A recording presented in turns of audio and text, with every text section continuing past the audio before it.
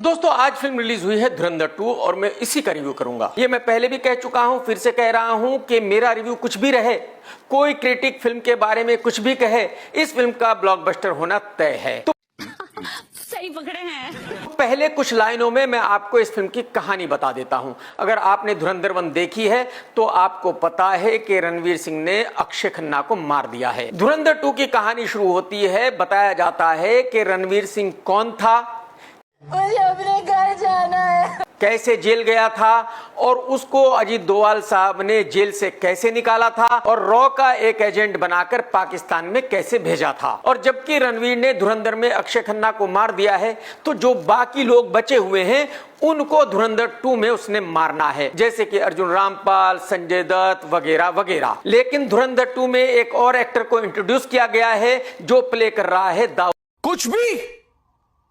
दाऊद इब्राहिम। दाऊद बहुत ज्यादा बीमार है, बेड पर पड़ा हुआ है, ग्लूकोज चढ़ रहा है, इसके बावजूद भी दाऊद सब कुछ कर रहा है। यानी कि ये दाऊद ही डिसाइड करता है कि इंडिया में कितने आतंकवादी कब जाएंगे, इंडिया में कितना कब भेजा जाएगा, इंडिया में कितनी फेक करेंसी कब भेजी जाएगी,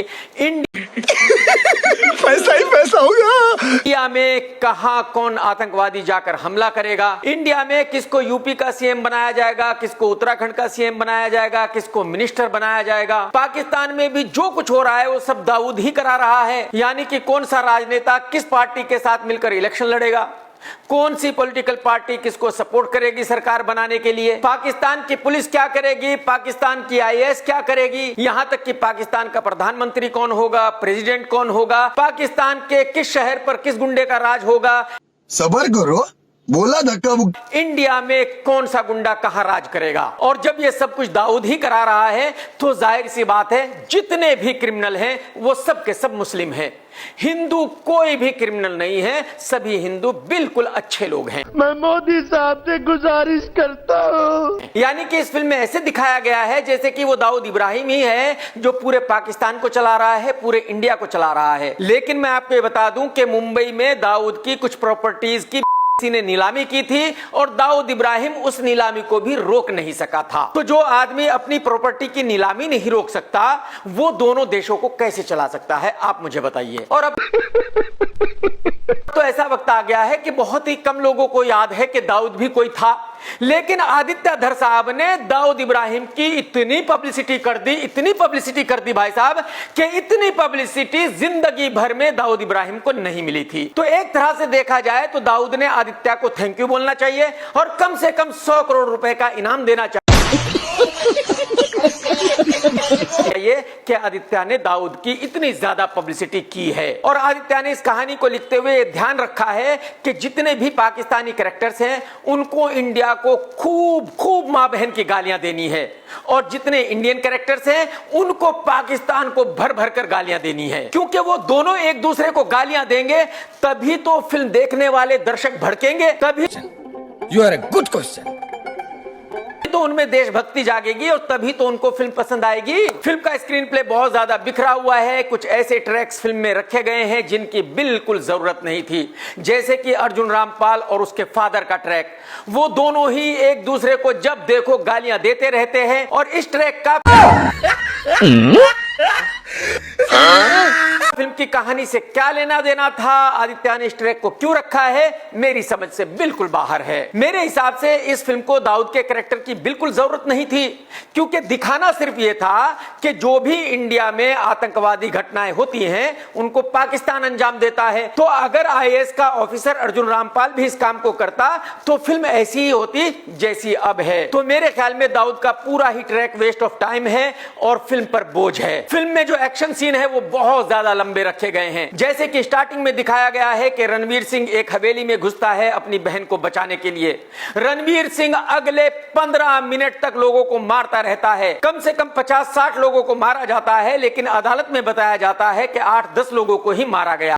लेकिन ये साला कर क्या रहा है यहाँ पे? है और ये एक्शन देखते हुए बड़ा ही अजीब लगता है कि भाई एक ही घर में 50-60 लोग कैसे रह सकते हैं। फिल्म के बीच बीच में और भी बहुत ज्यादा एक्शन है जो चलता रहता है जिसका कोई एंड नहीं है। जो क्लाइमैक्स का एक्शन है उसमें सिर्फ अर्जुन रामपाल को मारना होता है, लेकिन वो एक्शन तकरीबन 30 मिनट्स तक चलता रहता है। कुछ भी तो मेरे ख्याल में इस फिल्म में इतने लंबे इतने ज्यादा एक्शन की बिल्कुल जरूरत नहीं थी। इस वक्त ये फिल्म 4 घंटे की है और मुझे ऐसा लगता है कि अगर ये फिल्म 2.5 घंटे की होती तो बहुत बढ़िया होती। अगर डायलॉग्स की बात करूं तो क्या कहूं भाई साहब, डायलॉग्स के नाम पर खूब मां बहन की गालियां दी गई है। वाह क्या सीन है। इस फिल्म में इतनी गालियां हैं कि जिसकी कोई हद नहीं है और गंदी गंदी गालियां हैं। वो गालियां हैं जो मैं यहां नहीं दे सकता। अगर मैं वो गालियां यहां दूंगा तो YouTube इस वीडियो को हटा देगा। फिल्म सही पकड़े हैं। का हर तीसरा चौथा डायलॉग एक गंदी गाली है और लोग उन गालियों को सुनकर तालियां बजाते हैं। तो अगर धुरंधर 2 में इतनी गंदी गंदी गालियां सुनकर लोग तालियां बजाते हैं तो फिर लोगों को बादशाह के गाने पे ऐतराज क्यों है, नोरा फतेही के गाने पे ऐतराज क्यों है? क्योंकि जो उन गानों में कहा गया है वो इससे ज्यादा गंदा नहीं है जो इस फिल्म में कहा गया है। धुरंधर का म्यूजिक बहुत अच्छा था, लेकिन इस फिल्म का म्यूजिक बहुत ज्यादा खराब है।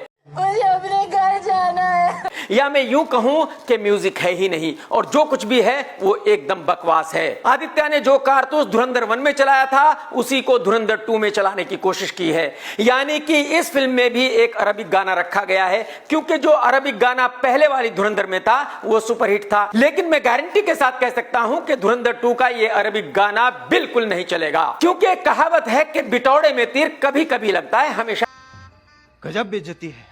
नहीं लगता। एक्टिंग की बात करूं तो संजय दत्त ने अपने रोल को बहुत ही जबरदस्त तरीके से निभाया है।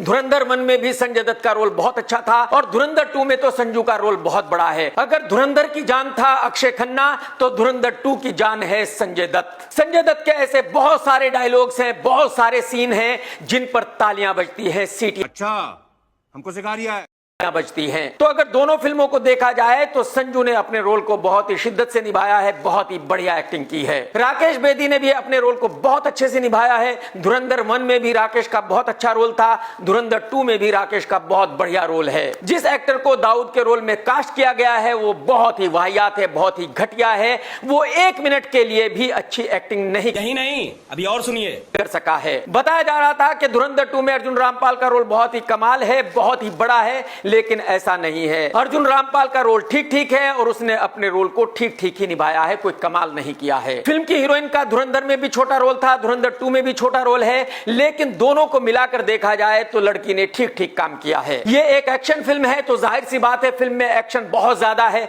और एक्शन बढ़िया है, एक्शन देखने में मजा आता है। चीटिंग करता है तू। काश आदित्याधर एक्शन इतना ज्यादा ना रखता, इतना लंबा ना रखता। कुल मिलाकर ये एक ऐसी फिल्म है जिसके बारे में सभी की एक राय नहीं होगी। बहुत सारे लोग ऐसे होंगे जो ये कहेंगे कि ये तो एक प्रोपेगेंडा फिल्म है और बहुत सारे लोग ऐसे भी होंगे जो ये कहेंगे कि ये बिल्कुल एक रियल फिल्म है। लेकिन मैं आपको बता दूं कि फिल्म के बनाने वालों ने फिल्म के स्टार्टिंग में ही ये क्लियरली कहा है कि इस फिल्म का रियलिटी से कोई लेना देना नहीं है। ये फिल्म पूरी तरह एक काल्पनिक फिल्म है और अगर फिल्म में कुछ ऐसा है कि किसी की रियल जिंदगी से मिलता है तो वो सिर्फ और सिर्फ इत्तेफाक है। तो जिन लोगों को इस फिल्म को देखते हुए ऐसा लगेगा कि ये तो एक प्रोपेगेंडा फिल्म है, उनको ये फिल्म पसंद नहीं आएगी। लेकिन जिनको ये फिल्म देखते हुए ऐसा लगेगा कि ये तो बिल्कुल रियल फिल्म है, उनको ये फिल्म बहुत ज्यादा पसंद आएगी। ये फंस गया सीएम। और ऐसे लोग बहुत ज्यादा होंगे जिनको ये फिल्म पसंद आएगी। तो मेरे लिए ये फिल्म 50-50 है। मैं इस फिल्म को दूंगा 2.5 स्टार। लेकिन ये मैं फिर से कहना चाहता हूं कि इस फिल्म का लाइफ टाइम बिजनेस होगा 1000 करोड़ रुपए से ज्यादा। काम कर 200 रुपए दे और 50 रुपए काट ओवर एक्टिंग के वजह का, यानी कि ये बॉलीवुड के इतिहास की सबसे बड़ी फिल्म होगी। फिल्म में जो भी कुछ अच्छा बुरा है वो मैंने आपको बता दिया है। अब आपकी मर्जी है कि आप फिल्म को देखना चाहते हैं या नहीं देखना चाहते।